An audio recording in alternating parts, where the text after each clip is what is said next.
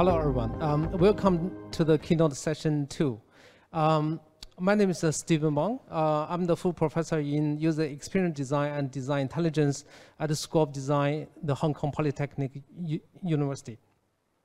We all like watching new concepts because new concepts, they are either creative or meaningful or practical.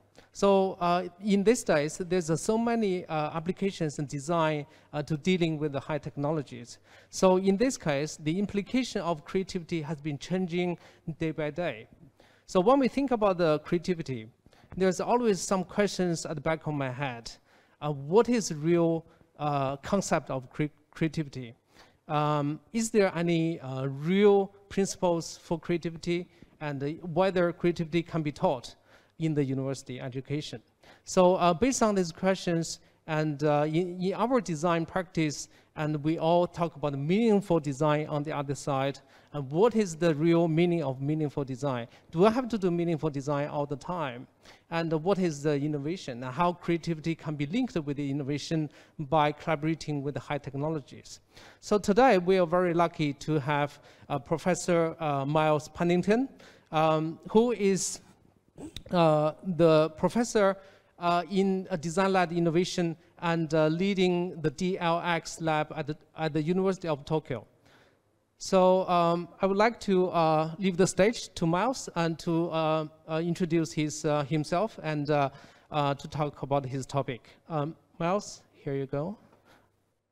All right, thank you so much for the introduction, and hello everybody. It's a pleasure to be here. So good morning, good afternoon, and good evening to you. So yeah, thank you again, Stephen, for your kind introduction. It's my pleasure today to be here. I feel very honored. And what I'm going to do is give you a talk. It's titled Crossing Boundaries, Science Times Design. And it's essentially a report about the development of an interesting lab space that we have been evolving here at the University of Tokyo that tries to bring design closer together with science, engineering, and technology research. I'd like to tell you why it was created, what we feel we have developed and achieved so far, and also to invite those who are interested to collaborate and help us and refine these ideas and methodologies.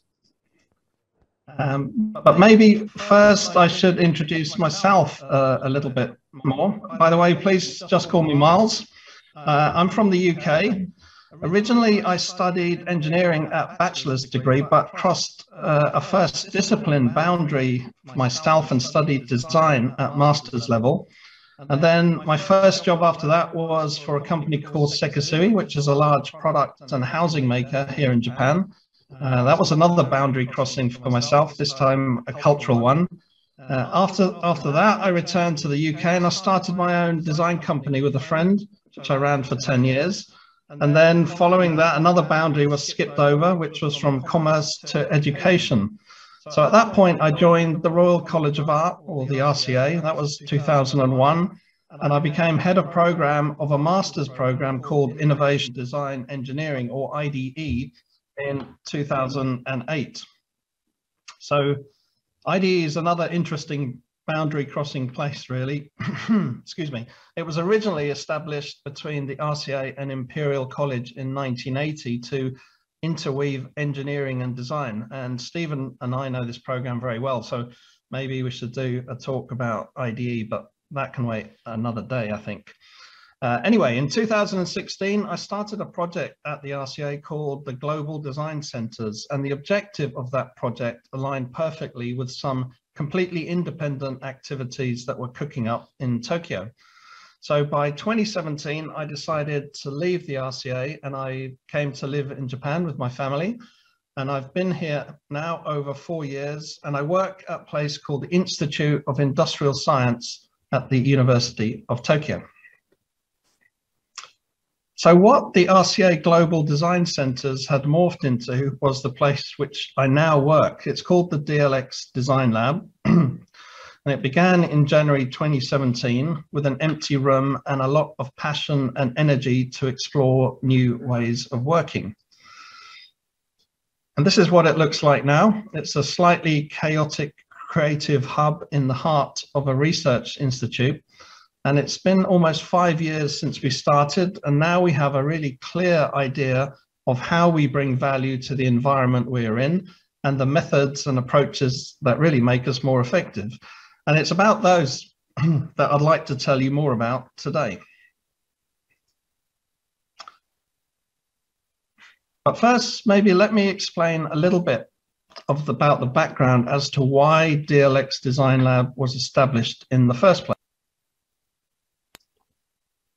So in 2016, a team of professors at the Institute of Industrial Science came together to discuss the future of what's called monozukuri in Japan. And monozukuri translates directly to object creation. However, its definition extends well beyond just manufacturing, and it kind of encompasses an acknowledgement of Japan's meticulous attitude towards making in general.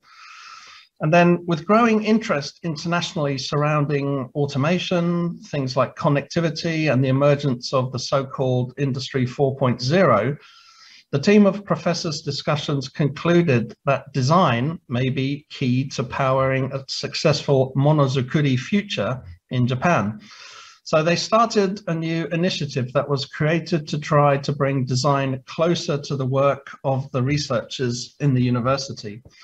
And the result of that was a new academic platform. It was called Design-Led X. And this platform's mission is to use design as a way of creating value out of interdisciplinary collaboration. And the X in the Design-Led X is undefined. So anyone can specify and refine the X and therefore the scope of exploration. So X could be a situation, a theme, a title, or a label. So we could, it could be that Design-Led X represents design-led research or design-led education or external collaboration. The idea is to keep flexibility and to allow wide-ranging exploration.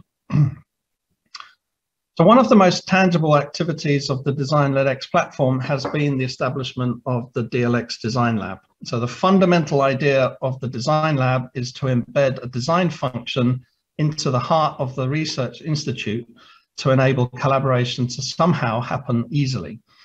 And how and what happens is what I would like to explain in more detail. Maybe though, let me introduce you further to the Institute of Industrial Science. First, it's commonly referred to as IIS, so I'll mainly call it that from now on. So IIS is part of the University of Tokyo and covers almost all fields of applied science and engineering. Its missions are to solve engineering problems, provide a bridge between academics and practice or commerce, and develop expertises. It has over 100 active laboratories, and many of them explore fields where the disciplinary boundaries are not as clear as in conventional scientific research. So this unique situation has perhaps made the researchers in IIS less conservative and more collaborative, and certainly more open to new approaches such as those from the design field. Further, while the institution covers a broad range of science and engineering research, the laboratories in IIS are relatively small in scale. So this makes it easy for designers to approach scientists and seek collaborative opportunities, making IIS an ideal place to pursue the mission of the DLX Design Lab. So as I mentioned, IIS has, has labs that cover everything from fundamental science to very applied engineering. So let me just show you a few examples of some of those research labs. This first one, this is an image from a lab run by Mark Holmes, so it's the Holmes Lab. They are part of a small cluster of labs that investigates challenges related to quantum technology. So the Holmes Lab looks at the development of what is called single photon emission technologies. And to explain that, in quantum computing or other quantum applications, light rather than electricity may be employed to carry signals. So understanding how to create single photon emission, so single light pulses, that kind of technology may really help quantum technologies become a reality. In a completely different world, there are a number of labs that look at marine research. For example, MACCI looks at future platform systems for underwater observation and autonomous submersible vehicles. So MACCI create devices that go on research missions many thousands of meters underneath the sea. They collect samples and study the seabed in a completely independent autonomous mode. So that's obviously important for things like understanding pollution levels or the effects of climate change, availability of natural resource, and even possible future food sources. So yeah, really interesting cluster of labs there.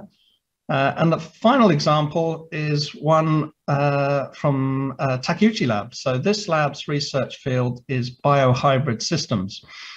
And that covers many different themes from artificial meat, synthetic muscle, artificial olfactory, that's smell sensors. And some of their work looks at combining biological systems with electromechanical devices. So what you can see on the right in the video is essentially a little robot that can smell human sweat. And it utilizes the sensory system of a mosquito to do that. So the biological system has been connected to the electronics of the robot's control system. And what you see is the robot sensing human sweat on the tissue and then moving away from it. And then on the left is an experiment to produce some artificial skin, which potentially could be used for medical purposes or even in the future of the construction of human-like robots. So all those labs, and well, that was 3 of over 100, all on the same campus as the DLX Design Lab. So we are located in the Komaba 2 research campus of the University of Tokyo. So we're not far from Shibuya on the west side of Tokyo. And if you ever have the chance, please do come and visit us. We would welcome your visit. I say being embedded in the heart of a research campus is an amazing location from which to carry out our work. So we're surrounded by so many different laboratories exploring different frontiers of research. So for a designer, if you're interested in working alongside science, engineering, or technology research, it really is a very special place to be. But before I talk more about how Design Lab collaborates with research labs, I'd like to give you some of our 3 key strategic points. So I'd like to explain those first. The first is the kind of obvious one. It's like, what exactly is our mission? And we see that as part of the Design-led X platform. Our mission, like theirs, is to create value through design. And so that value can come from creating product or service ideas, or disseminating knowledge to the general public, or helping researchers to imagine their work in new ways. And I'll explore more about those directions in a while. The second key point is about our approach, and that is everything we do is in collaboration. So we don't do any projects on our own. And our mission is not to be another research lab developing new ideas inside our own bubble. We indeed must always work with others. So we see ourselves as expert in design, and we need other people's research to evolve meaningful concepts together. So far, we've completed over 20 projects, and they've been in subjects from bio-intelligent machines to low-cost ocean sensors. And yet there are so many other treasures created by researchers that we have yet to discover. It feels like we're only just scratched the surface. The third key point is about people. So people with different ideas and approaches are important to drive creativity, of course. So for us, having a diverse team is a fundamental principle. So we've always striven to create an international team to achieve that diversity. Currently, we've got members from Japan, the UK, Germany, Israel, France, and all being well, we expect visitors in the coming year from other countries too.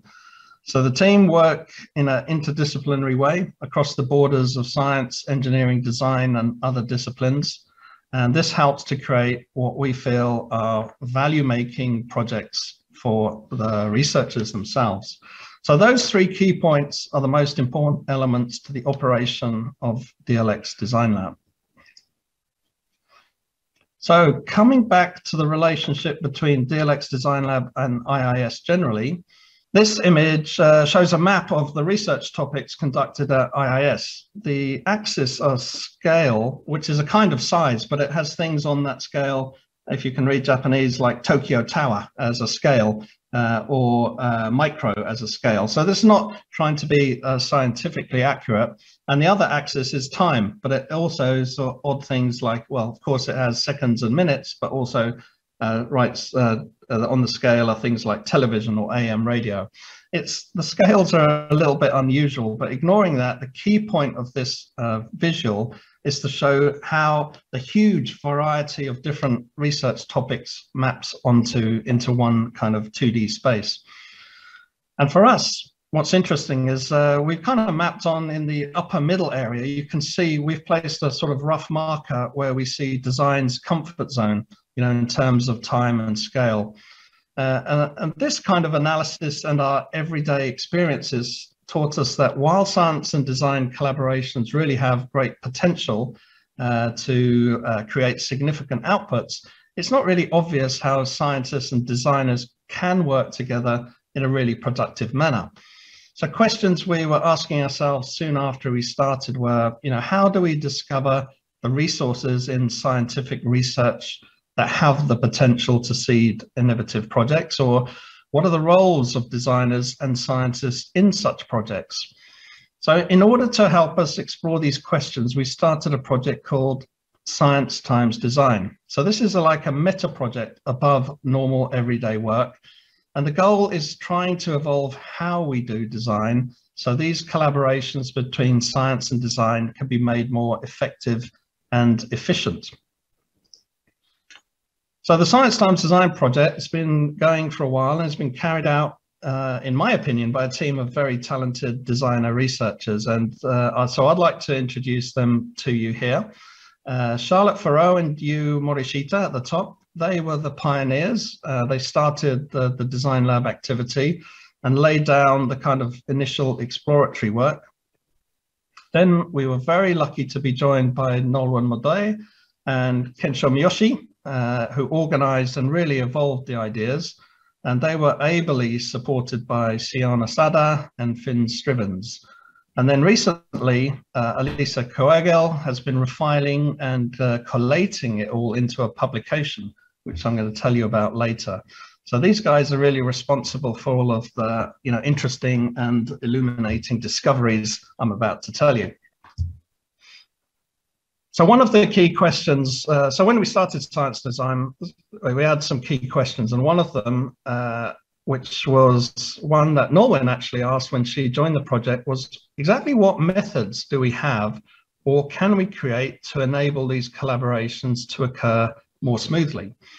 And in fact, we already had some early foundations of a method, and we were calling it treasure hunting. And I guess that's quite an unusual name, right? So to explain where that came from, when we were first discussing the possibility of creating the Design Lab, we were talking to one of the professors, Professor Yamanaka, and he's a very well-established designer at IIS. And he had used the term when we asked him, what was it like being a designer surrounded by science and technology research? He said it was like treasure hunting. So the name kind of stuck from there. But what treasure hunting refers to is the activity from the primitive exploration to the stage at which a specific project is set up. So treasure hunting can begin with either a broad theme, such as mobility, sustainability, or healthcare, or it can have no predetermined theme at all. It's therefore a really exploratory process in which research, meeting people, and brainstorming take place. And once the project is set up, it moves into a post-treasure hunting phase where it can evolve at its own pace. So for us, treasure hunting is really the critical project forming process, one that allows us to cross boundaries between science and design more easily. So how does it work currently? Well, the first step is to try and find the right type of scientific research to engage with. And as you can guess, with over 100 laboratories at IIS, the variety of research is, of course, very wide, and finding a good place to start is a real challenge. So how do you identify a suitable lab? Well, one of the first treasure hunters, so Charlotte Farreau, identified a kind of criteria set to help the selection of labs for creating projects with. So this is almost the first method that was introduced in the treasure hunting project. The 6 criteria that were created were: 1, the designer's interest in the lab's research, which is kind of fundamental. So this enthusiasm is key to enabling fruitful interaction between the designer and scientists. It's kind of obvious. And then 2, the potential to create a tangible output. So initially, we were very prioritized on the creation of feasible and practical applications from IIS technology. So we call those tangible outputs, and it was more important to create those over conceptual or overly futuristic ideas. I guess now our vision has changed somewhat, and it's not really limited in that respect. The third is societal impact. So the very difficult one to judge from the start, but it's important to try and figure out for us the potential future value for people. Can that be understood? Is this a good route to go down? And then 4th, understandability by the general public. So comprehension by a wider audience is obviously very helpful. And then 5, relevance to the scope of design. So identifying the right kind of research that is compatible with and appropriate to the scale and context of design. So there's so many things happening at IIS. It's important to try to match that research with the abilities of design. However, it's often quite surprising how some research seems way outside the scope of design, but does have some interesting overlap. And then 6, the final one, is the interest and engagement from the scientists themselves. So maybe this is the most important, availability of scientists' time and the kind of reciprocated interest to engage with DLX is very important. Their motivation in some circumstances can be the differentiator between the initiation of a collaboration or not.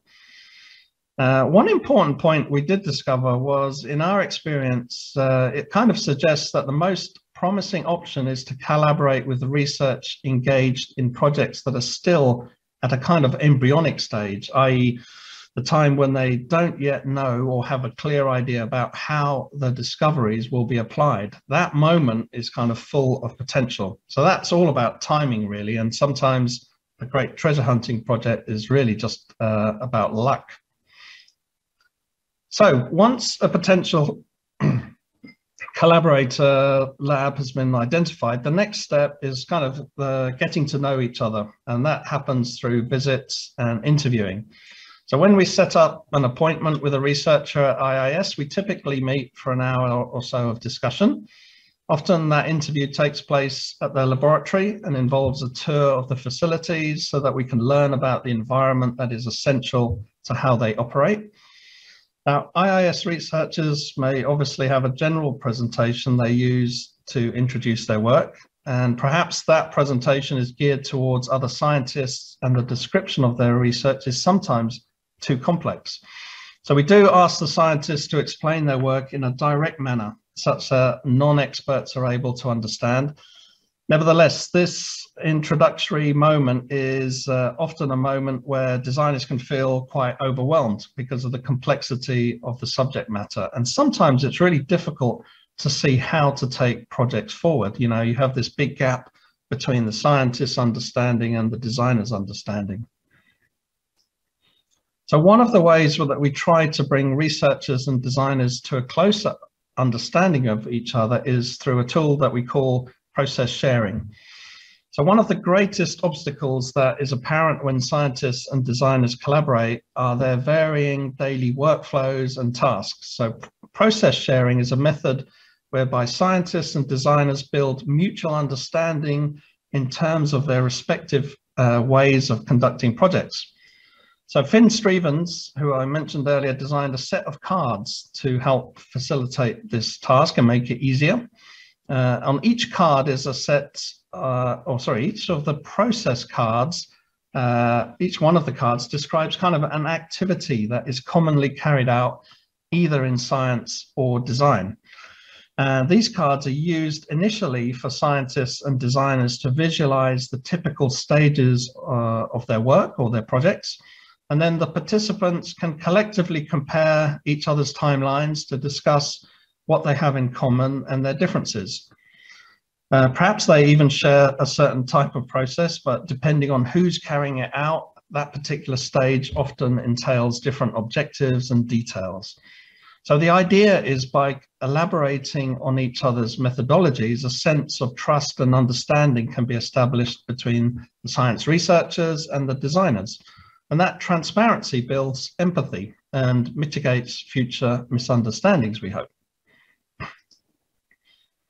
So after those kind of initial meetings and that period of alignment, it follows a stage of kind of reflection by the designers and some initial idea generation. And the ideas are trying to explore what a project might be. So these early ideas are not really identifying real seeds, but rather to promote constructive discussions and different conversations. So we call these sacrificial ideas. Sacrificial ideas is, a term quite often used in design. So they are tentative ideas that designers use as triggers to kind of uncover hidden potential and limitations in the research too. They're sacrificial because what matters is not per se the idea itself, but rather the discussion that it fosters.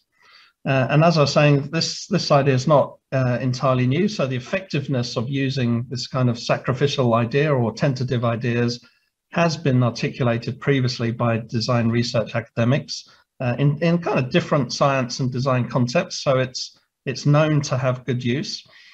And at DLX Design Lab, we use that process in the interviewing and brainstorming process to try to understand further details of the scientific research beyond its general theoretical basis.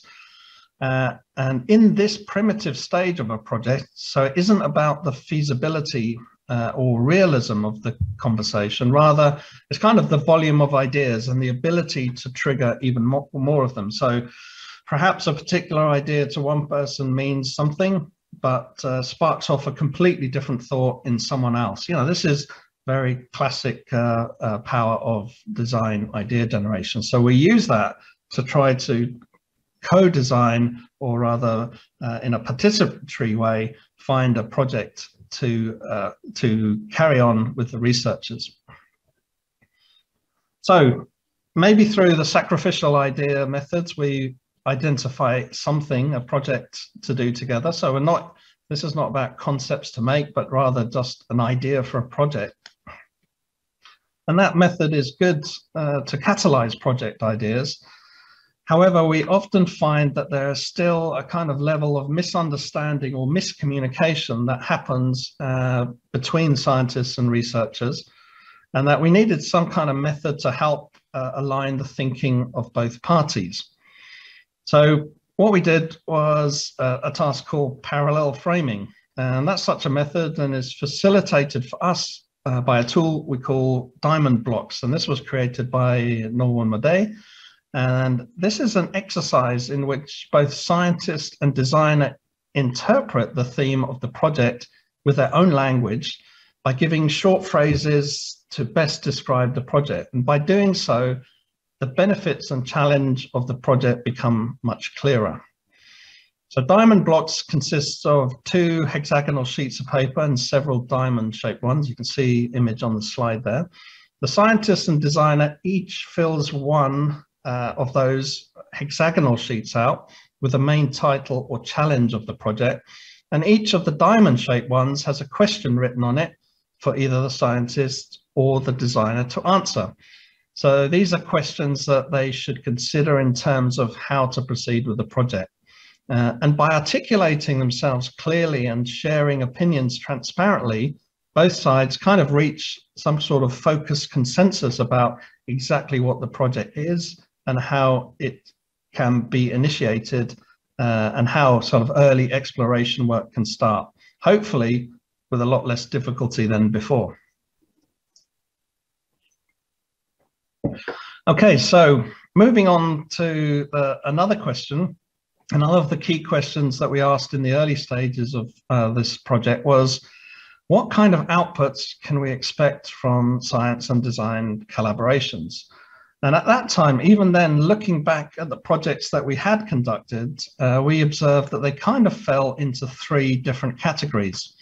And these have become 3 different ways to describe how we create value through design at IIS.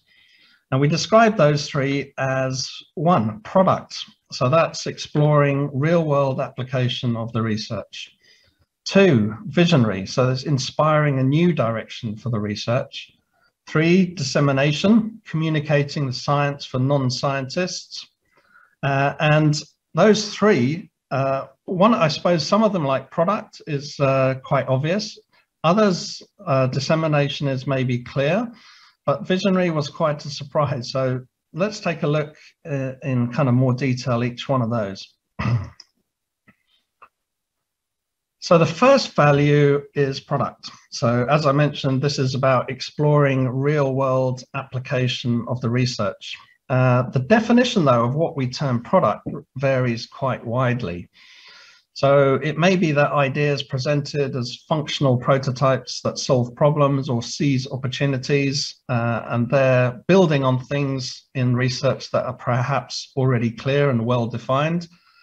And maybe those ideas move their way towards commercialization, and that is certainly one of the hopes of some of the research labs, and one which we too are endeavoring to achieve.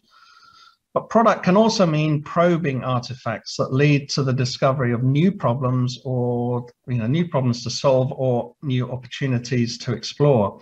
Or product can mean to create open source or kind of hackable knowledge or designs that invite others into the conversation and the development of other meaningful ideas. So a really nice example of a product project is Attune, which we have conducted in collaboration with Matsunagalab here at IIS. So on the left of this slide, you see Yukiko Matsunaga. So she leads the lab. And they talk about themselves being bioarchitects. It's essentially a bioengineering lab, and their research interests lie in things like tissue engineering, creating organ-on-a-chip technology, exploring vascular biology, so the blood vessels of our body, and looking at a technique called microfluidics. So they use this term bioarchitecture to describe what they do, and maybe a really nice illustration of that is one of their methods is they construct blood vessels inside the lab so they can grow tiny blood capillaries, and they use that to study how disease and other biological functions happen inside the body. They also have a super keen interest in design, and have been one of the most supportive collaborators of Design Lab since it began. So let me tell you a little bit about this project. Maybe just before I do so, I should warn you that if you're a tiny bit squeamish, there are some pictures of blood vessels coming up. However, these are very, very, very low on the squeamishness scale, okay? So don't worry too much. They're only natural capillary pictures, nothing, there's no cut up things or loose blood. It's what you could see under your skin if you had a microscope right now. But I do warn you, because I know one of my PhD students really doesn't like these. So if you are squeamish, look away now. If you're not, here they are. So one of the research fields that Matsunaga lab looks at is about nail fold capillaries. So nail fold capillaries grow at the base of your fingernail, and they're tiny, tiny blood vessels. So small diameter blood vessels like this can degenerate in the early stage of some diseases. So in a way, they're an early marker for future problems. And already nail fold capillaroscopy can already be used for non-intrusive early detection of some blood vessel diseases. So it's already a known technique. On the top right, you can see some quite healthy nail fold capillaries, and they grow long and straight. And then underneath are capillaries that are not so healthy. So they grow short and they kind of grow randomly. And there's some evidence that the shape and length of your nail capillaries can relate to your lifestyle. For example, if you don't sleep well, or you're stressed, or you're overindulging, then your capillaries can change shape. So our hypothesis is that lifestyle changes will affect capillary shape. So can we make a device to read these capillaries and give people feedback about their lifestyle?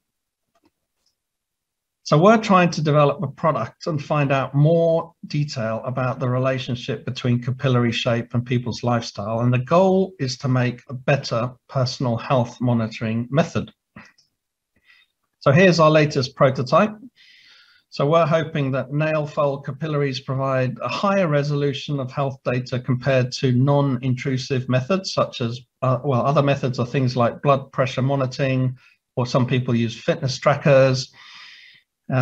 Unlike blood pressure tests, it can potentially provide a larger amount of biomarkers, such as blood vessels conditions and actually monitoring blood flow itself.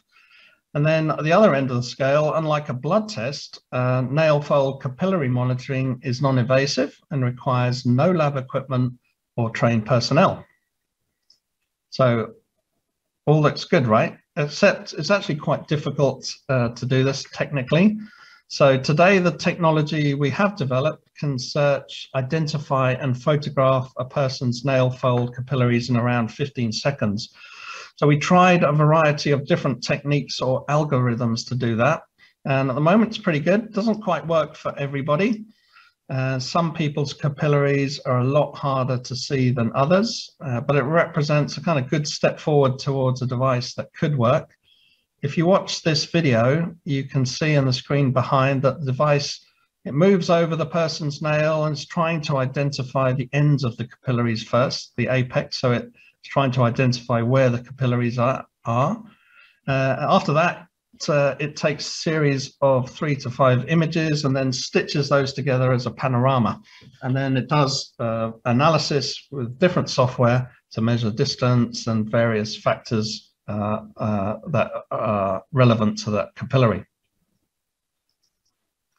So of course we can't do this work alone. You know, the core research behind this product idea is of course from matsunagalab, but we're also working with another lab, IASDR as the image analysis, as well as remotely with the design team at Bezalel Academy of Arts and Design in Jerusalem.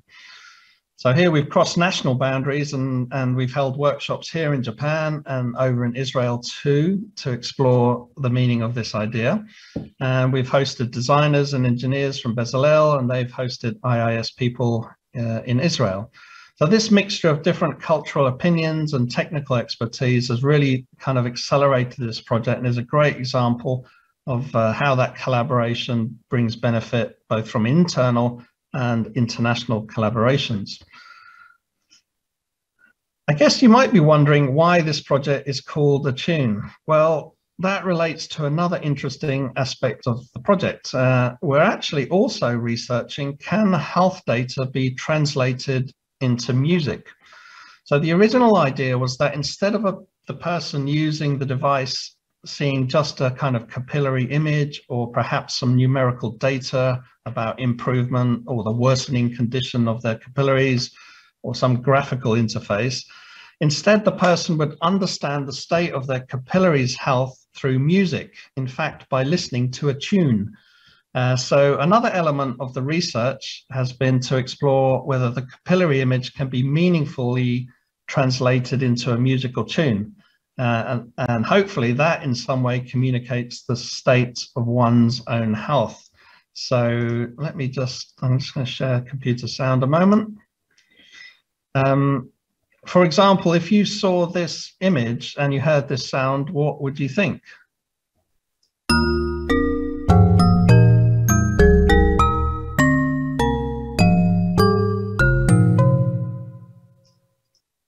Or how about this tune? Would this make you think your capillaries are better or worse than they were last week?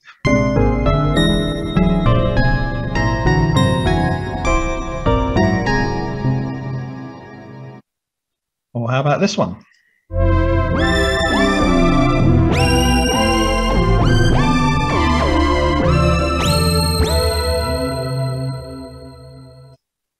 finally, this one. Does this convey healthy or unhealthy capillaries? What do you think?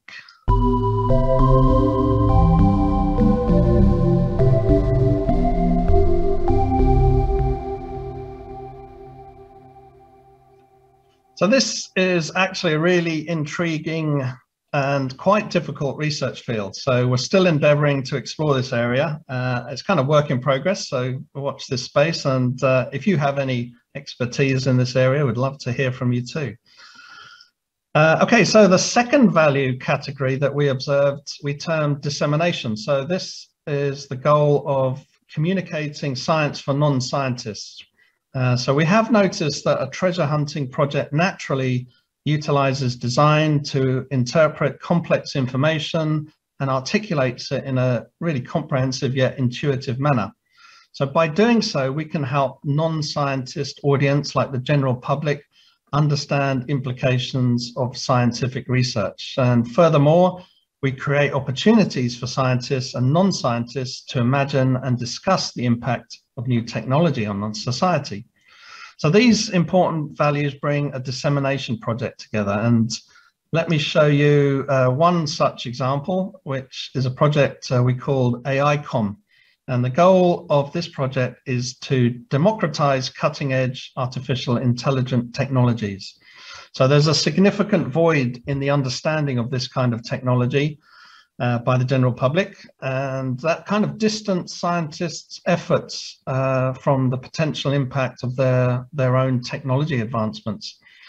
So we carried out this project with a lab called Sugano Lab. This is Yusuke Sugano. He's the leader of this lab, and their expertise lies in the field of computer vision, gaze estimation, and interactive machine learning. So, yeah, what this project was built on was maybe three key findings. One is, well, it's not really a finding, it's just an important fact that AI good quality AI depends on good quality data set. So the meaning of data set is literally just the collection of data that you have. So it's a very important task for AI researchers to collect better and finer data sets to make better AI. And then science researchers, though, science researchers are struggling to actually do that. So even though they have good intentions, it's rather hard to collect good data sets to help them to develop good AI models. And that may be from a lack of access, a lack of the right kinds of information to take data from, time and budget, could be anything, but it's one of the major problems in AI at the moment. Also, as designers, we kind of felt intuitively that AI and evolving technologies like that are often discussed within a very limited sector of people. It's not broadly understood the impact of these technologies, both positive and in a negative sense. And then more interestingly, actually alongside this, we did some research generally in society, and we're trying to understand what issues were sort of emerging by the potential evolvement of these kinds of technologies. And one of the issues or problems that our research uncovered here in Japan was the fear of social isolation and the desire to kind of find new catalytic activities to create new connections and friendships. So we thought this was an interesting insight. It's particularly relevant with the elderly population, and here in Japan we have one of the highest volumes of elderly people. So basically we thought, how can we bring these two elements together? How can AI researchers and local communities, particularly the elderly, with these kind of defined and quite separated boundaries, how can we find the interweaving spot? And our goal was to try and find some common connection point between these communities and satisfy their desires. So the outcome of this project was an AI game. I'm going to show you a short video in a moment just to explain it, but the game essentially brings together two different participants. They sit behind this transparent board, which is lined with different characters, and one participant selects a character to gaze at, and the other one has to try and guess which character they're looking at. So that not only collects data, but also starts to break boundaries between these people and informs them about the technology they're looking at. I'm going to play you a video. This one is in Japanese and it has English subtitles. So yeah, watch out for reading those. All right, here we go.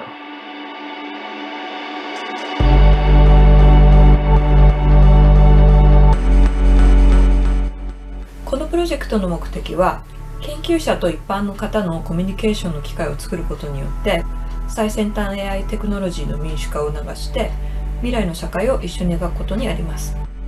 東京大学生産技術研究所では、自然推定技術の研究を行っています。推定性能を向上させるためには、たくさんの人々の視線のデータが必要です。コミュニケーションをとって楽しみながら、そのようなデータセットを得られる新しい仕組みのデザインが今回の ICOM プロジェクトの目的です。ICOM はゲーム感覚で自然推定技術開発の向上に必要なデータセットを生成できる新しい仕組みです。2人1組でペアになって指定した文字を見て相手はその文字を当てます。コミュニケーションをとって楽しみながらポイントを競うゲームです。ゲーム中の顔画像データがレコーディングされるため、ゲームが終わると文字の方向に対応づいた顔画像のデータセットが出来上がります。そのさまざまな人のデータセットは視線推定技術の研究に貢献します。今回は視線推定技術の第一人者として人工知能機械学習のリサーチを行っている菅野研究室と共同研究という形でプロジェクトを進めました。これまでの視線推定技術っていうのは特別なデバイスを使って視線推定するものがほとんどで、なかなか日常生活空間内では使うことが難しかったんですけども、我々の研究室では人工知能機械学習技術を使って通常のカメラだけを使って視線方向を推定するための技術開発に取り組んでいます。いろいろな大量の顔画像とそれに対応する視線方向のペアっていうものを大量に撮影しまして、で人工知能機械学習のアルゴリズムに顔画像と視線方向の対応関係を学習させるということをしています。でそうすることによって未知の顔画像が入ってきた時にその顔画像の視線方向を推定するようなモデルっていうものが学習できるっていうところがポイントになってきます。より精度よく視線方向を推定するためには、人の目の方向の見え方っていうのは人によっても違いますし、撮影環境、照明条件によっても全然違いますので、いろいろな人のいろいろな視線方向をいろいろな撮影環境で撮影するっていうものが非常に重要になってきます。ただそういったデータを取るのはなかなか難しいので、実際に研究のコミュニティにおいてはそこまで大量のデータが使えるわけではなくて、実際にいろんな人に参加してもらっていろんな環境で視線方向の正しい値が分かった顔画像を撮影するっていうのが非常に重要な研究タスクになってきます。視線 So yeah, I'll just pause it there. We don't need to watch the whole thing. So the outcome of that project. Sorry, I lost my place. So yes, not only does that teach us about the process of gathering data sets, it also can simultaneously record data sets. So it helps to contribute to the researchers' needs and also to the community's needs to try to understand how this technology can evolve. What I didn't show you on the video was there's a second half to the project, which is about a workshop. So following the use of this game is everyone is involved in a workshop to explore future possible directions for this kind of technology. So this project was carried out by one of our design researchers, Tomomi Sayuda, and her next stage of this is to try to take the same kind of method of collaboration and work with different AI technologies, so such as natural language processing, activity recognition, or others. So we're hoping that this sort of approach between technology and community engagement can be shown in different ways. And lastly, I'll just show you the third category of project, which we call visionary. So this category is for projects that aim to inspire new directions or thoughts with the collaborating research lab itself. And we do this kind of project not by exploring and generating detailed roadmaps, because we don't have that kind of knowledge. What we can do is help envisage potential futures of the research through the design of prototypes. So these prototypes kind of embody new visions and questions relating to the human and social context associated with that technology, rather than just kind of simply materializing its obvious future development. So a nice example of a visionary project is Aura, and this was in collaboration with Ikeuchi Lab. And here you see images of some of their teams. So you know that it's quite a small team, and as I mentioned earlier, the small size of the labs is a great benefit to collaboration, because if you want to do something big or outside of your expertise area, you need to collaborate. What Ikeuchi Lab does is focus on growing neurons outside of the body. So they're trying to understand how the brain works and how the brain forms its complex structures by growing neurons in the lab. And they do that in this device. You can see a picture of it in the middle, the gray unit. It's called a microfluidic device, and in reality, it's about 8 millimeters long, and it consists of 2 spherical spaces and a chamber. And they put neurons in there, and those neurons naturally grow together. So for this project, we created a team of IIS researchers and also researchers from Ikeuchi Lab itself. And they were joined by 4 designers from the Royal College of Art. So we had a mixture of scientists, engineers, and designers all collaborating together. So everyone is a designer researcher in this project. So in the start of the project, the designers are in a very great comfort zone. And the scientists may be feeling out of their comfort zone, but as the project progresses, that dynamic kind of changes, and the importance of understanding the research becomes really clear. Anyway, let me jump ahead and tell you what the team did. So they thought that if you can grow neurons outside the body, then in the future, you can grow more complex natural neural networks. And maybe those will be powerful enough to actually control products. So their kind of research question was, if that was possible, what kind of product would be the first that you would create? What kind of product would use this technology's inherent capability and qualities in the best possible way? So it's a relatively short project, and they came up with a proposal. It was a concept for a health monitoring device that reads your biochemical signals. And again, I have a little video that will explain more about this.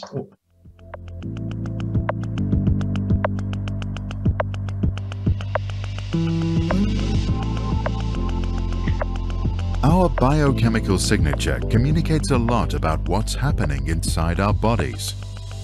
This chemical signature contains a wealth of personal health data that has proved difficult to sense and interpret until now. Aura is a device that uses neural intelligence to sense and make sense of our biochemical signature.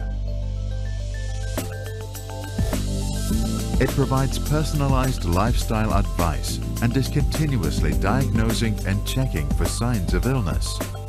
With Aura's help, you will never feel less than 100%. Aura contains bundles of living neurons that are able to sense, process, and interpret biochemical signals in the same way our brains do.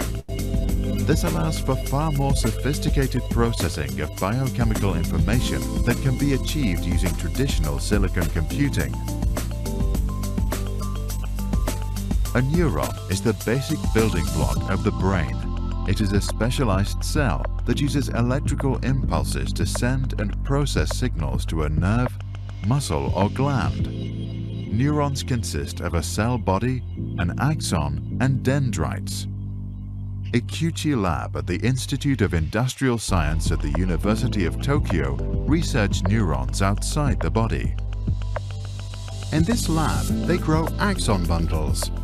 This process involves using custom-made templates called microdevices.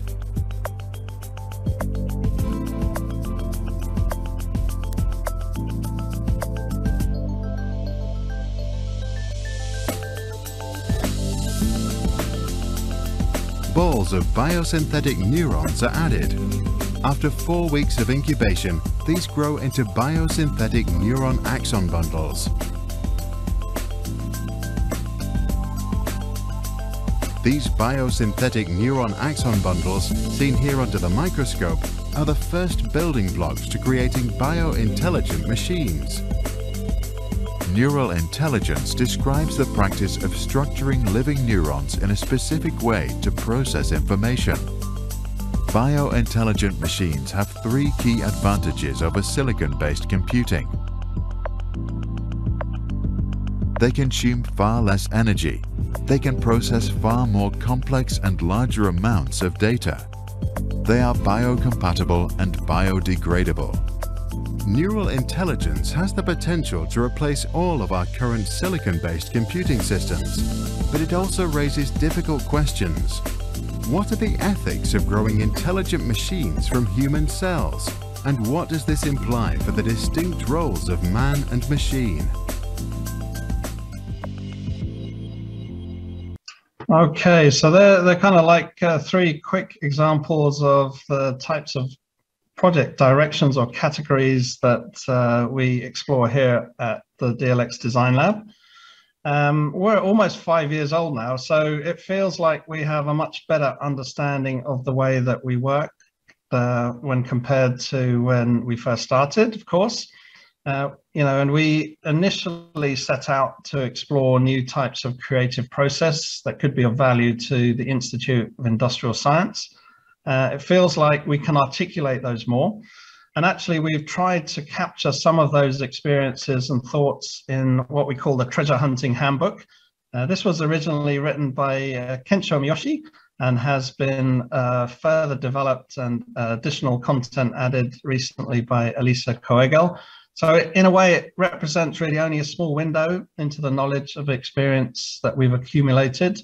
But our hope is that people will read this and prompt new experiments and collaborations. We'd love to join in discussions that could lead to the further expansion of our know-how, kind of collaborative and common know-how.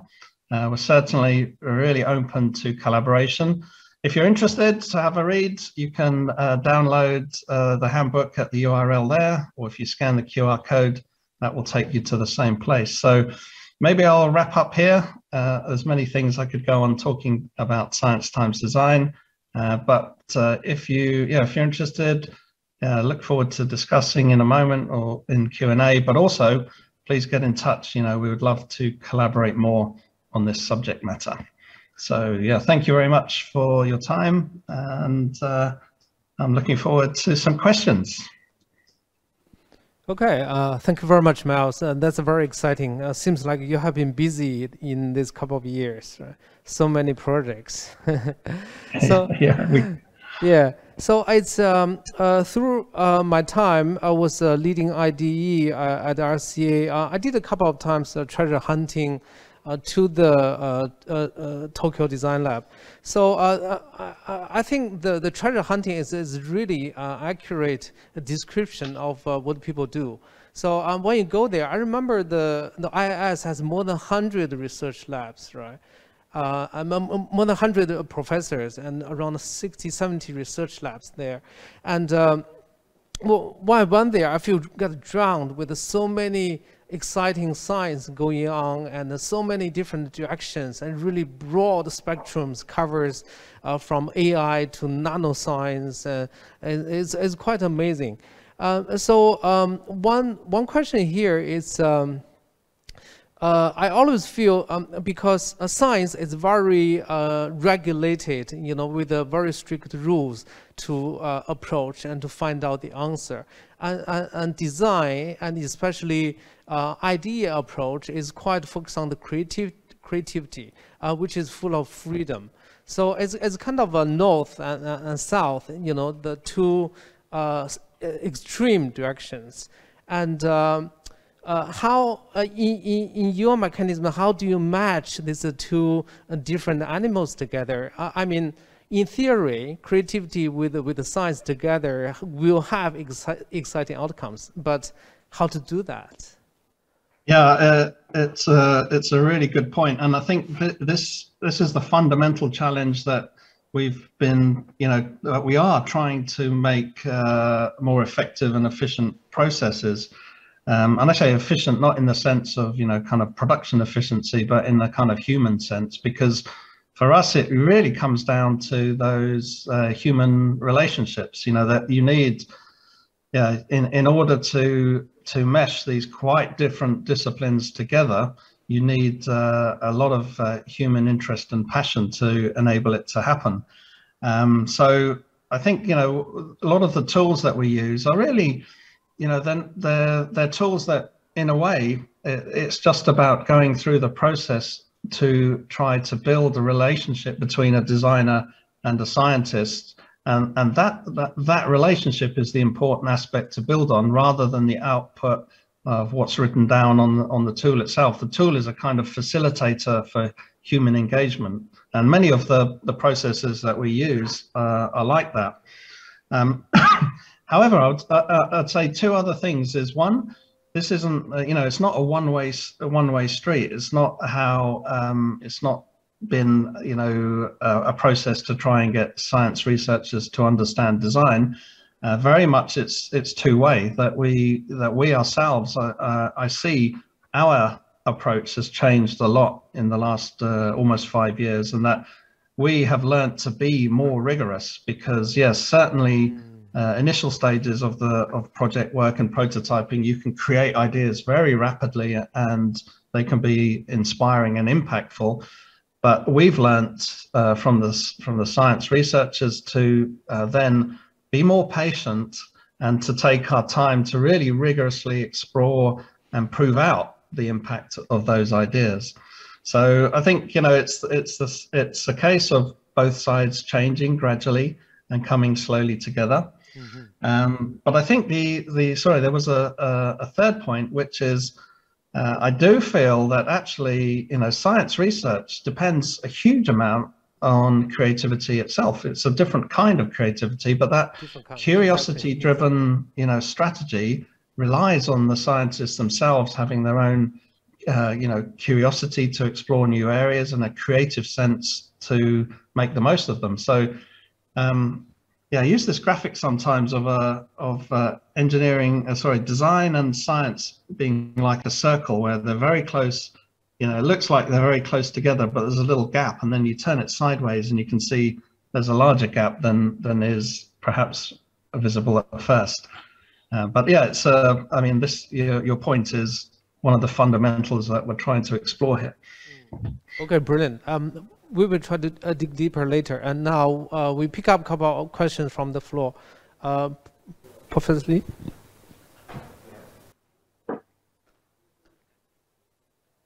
Miles, thank you for your inspiring presentation.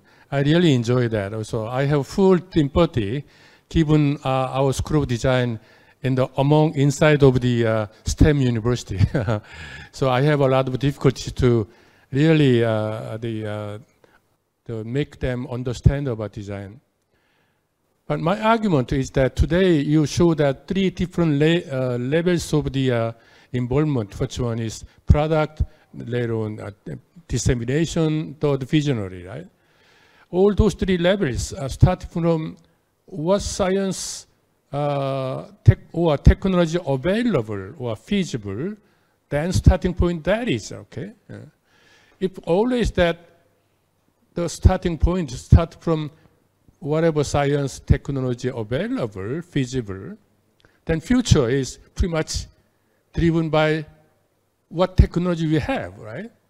But nowadays, designers' role should be much more aggressive, so that you just go ahead for the meeting community people and future what you need, then hand back the feedback to science and engineers.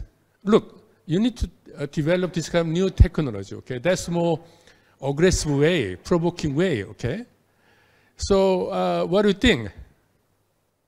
It's a very good point, Kyungpo, that actually you put the kind of finger on almost the next stage. So I think when we arrived here, we were you know, we were trying to show the value of design by engaging with the research that's happening here. So like you say, walking into a research lab and seeing what we could do with the information and the knowledge that the researchers are creating.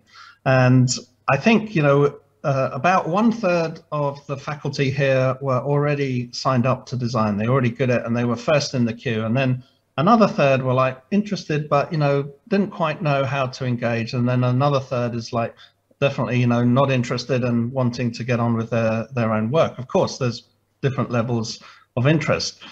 What we've seen over the years, of course, is that, you know, more and more people are interested in how to get engaged, and there's a kind of groundswell of opinion.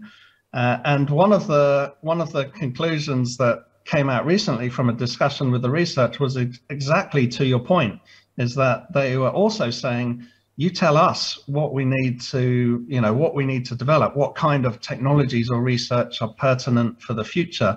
So rather than just picking up things that they created, and very often, you know, we're limited in what we can engage with because, you know, things need to be developed to a certain degree to be prototyped, or they need to be public. So it's quite limiting in a way to even though, you know, academic researchers should necessarily be at the kind of forefront of knowledge. In a way, we're dealing with old knowledge that's coming out of the research labs.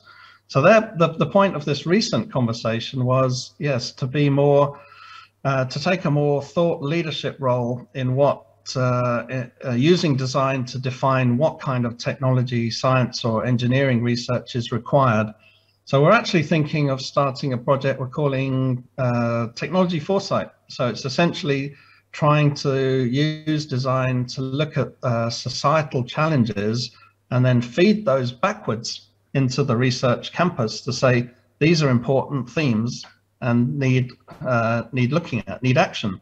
And so asking for response from the research labs rather than simply using them as an ingredient box to pick things out of. I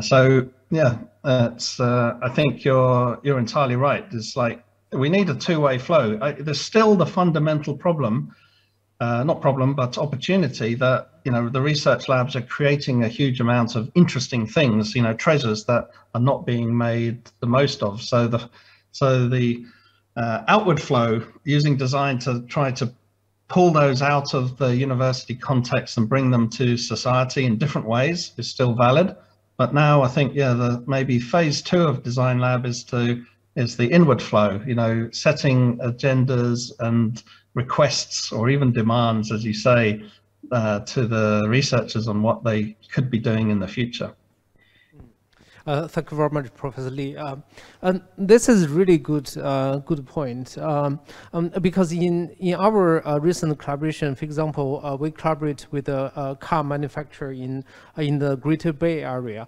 There's a lot of needs to talk about L4 to L5 autonomous driving. And for example, one of the research topic is the challenge between the communication between the parents with the teenagers inside the car during autonomous driving. So whether this driving system could help them to enhance this communication. So so in this way, for example, you can see design is, we always say, try to take on the wicked problems. Is a challenge, is a social challenge, the needs, industry needs driven. And on the other side, it's as many of projects you presented, it's kind of a combination between technology with science. It's from it seems like digging the tunnel from two ends, and hopefully, fingers crossed, they could meet together in the middle. So it's very challenging. I totally agree with both of you. It's one of the main problem now, especially when new technologies come to the design field, and how designers to deal with that. Okay, so any other questions from the floor? Okay, so here's one question from my colleague Sylvia Liu. She mentioned the background of your lab is based on the Industry 4.0. However, we know in Japan, the government stated the strategy of Society 5.0, Society 5.0. So what is the difference between Industry 4.0 and Society 5.0 from your viewpoint? And how do you define your research of society with design according to the two initiatives, which is Industry 4.0 and Society 5.0? Yes, good point. I think the answer is perhaps a little bit simpler. That actually it's not that we're looking at the future of Industry 4.0. It was really at the time when the initiative was first discussed was 2016. And at that time, you know, Industry 4.0 was kind of on everyone's lips, you know, thinking about the way that it's going to change manufacturing and production. And then Society 5.0, I think, came out relatively soon after that. So, you know, maybe 2017-ish. So, you know, essentially the Design Lab had, or the DLX, the Design Lab X platform had been initiated. And there's not a kind of concrete connection or strategy in terms of exploring either, but they're backdrops to interesting discussions, I think, that are happening here in Japan. It was Prime Minister Abe's vision of Society 5.0, I think, originally. Personally, it's a lot more interesting and design friendly than just looking at industry, and I think yeah, the big sort of national policy talk points, but you know, that's the backdrop that we work to outside of the university environment. You know, these things do filter down and affect, you know, the directions of what we're looking at. I think right now, you know, the big movement is trying to encourage greater efforts in terms of climate change, you know, and that's something that's becoming more relevant. And I think for Design Lab, you know, we have some projects in that field, but, you know, need to focus attention more towards them as well. I guess at the moment, you know, we're still relatively small scale, so, you know, we have to be a little bit, you know, we don't have so much resource to explore everything we want to. But yeah, I mean, that's the basic story behind that. Yeah, I think it's, for example, transforming industry. We all talk about Industry 4.0. Industry transformation is comparatively easy compared to transforming the whole society. So that's why it's quite brave, you know, it's Japanese government is moving to a Society 5.0. I still remember, you know, Yamanaka Sensei, he did that kind of a robotic bike, very intelligent. You can call, hey, bike is coming to pick you up, and it's a totally new generation type of transportation. And in terms of AI, in terms of the mechanism of the bike, and he presented it in the Design Museum in London around 2 years ago. So I think that kind of new transportation method is maybe can be considered for the future society, Society 5.0. But how do you define, you know, it's like a chicken egg question, which one gonna come first? How this gonna serve each other? Yeah, well, I think, yeah, mobility is a really sweet spot for design to help. You know, there's obviously a lot of technology research happening in many universities around the world, but what we're finding here is that the research labs are really interested and really engaged in having people come from a design background who bring a kind of human-centered approach, you know, who are thinking beyond just the kind of functional elements of it and thinking more experientially. So at a kind of micro level, how to make these experiences more meaningful and actually manageable. And then secondly, at a kind of society level, how do these technologies change the way we live or our choices on how we live? So we're finding that particularly in mobility, there's a huge interest in engaging with Design Lab. And I think it's partly because that kind of research really has this huge kind of pressure from both the government and industry to deploy it quickly. It's not something that may or may not come out in, a decade or 5 years or 20 years. It's something that people are setting targets now for, big changes in vehicles, and inevitably, we're going to see those sorts of pressures put on the industry to deliver this kind of technology in a much faster timescale than perhaps they would normally do. So, maybe it's for that reason that we're finding there's a lot of interest in that kind of engagement. The closer research is become to deploying in industry, the more there is need for engaging in a kind of design thinking and design approach. Very interesting. Okay, so next question is from Marco Hauber, and he asked, hi Miles, you note the needs for the designer's interest in the lab's research. What is your experience in the opposite way of interest? The lab's folk in the designer's work, having done similar work, it was often difficult to convince the scientists to get a little out of their shell and see the advantages or possibilities to put energy into a collaboration with the designers.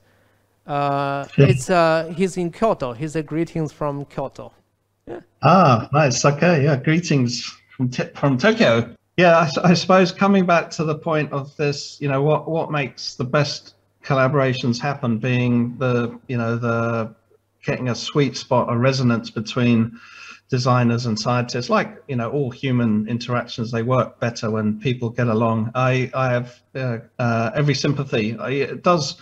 The misunderstandings and works both ways, of course. There are situations where we have researchers who are maybe very keen to engage with us, but for some reasons the work doesn't seem to resonate with design, or maybe it feels like completely out of our scope, or there's nothing that we feel that design can bring, and vice versa. So I think we're fairly lucky in that our projects start by trying to establish a good collaborative relationship and then build from there. So we're in a sense we're lucky that we don't have a kind of a real technology lead or need and then go hunting for it. Okay, so only this lab here has it, so we have to work with them. We don't have that situation, because then it's kind of you're lucky then if you find that that good resonance and manage to build a good relationship. But I think part of the processes that we're trying to learn are nevertheless about trying to make building those relationships easier. So yes, you still need people from both sides to engage in the first step, but what we're trying to do is smooth over the misunderstandings and close the gaps in miscommunication, so that two sides can basically have time to get to know and understand each other. And that does take a bit of investment, so you have to be willing to do that. But what we've learned is to be patient in that first process. I think when I think back to almost 5 years ago, when we used to walk into a lab and we were completely unprepared to explain how design brings value. So that's another thing that we've got better at doing, is explaining, no, we don't do new websites or new brochures or new presentation slides. We can do that, but it's not really where we bring the most value. We bring the most value in doing these kinds of projects or this kind of work. So we've got a lot better at explaining that, and that also helps. And then the methodologies that we're trying to create are about, I suppose if you have the first step of interest, the first hook, then how to sort of grow that relationship slowly into something that could mean something. But I'll gladly talk more. I think I have sympathy for your situation, and I know it works the other way around as well. You know, it's like it takes two to tango, as they say. So, yeah, I know it's difficult. Yeah, this is a quite deep question. We will find another chance to keep talking about this. I think for the time reason, I will pick up the final question, which is a pretty sharp one, from Takjin Nam. He or she mentioned, I'm curious, how do you design labs share or ask intellectual property created through the collaborators? And what do you think is an ideal method to share the intellectual outcome or design work in this kind of design contributions, where design creates value based on scientific discovery? Yeah, very key question, and often causes complexity. So one of our fundamental principles is to be open. So we try to share all kind of discoveries and knowledge, and be very open to collaboration. So we have several, international partners, and we love to work with different companies and universities. But of course, intellectual property is a kind of, is a break to that at times.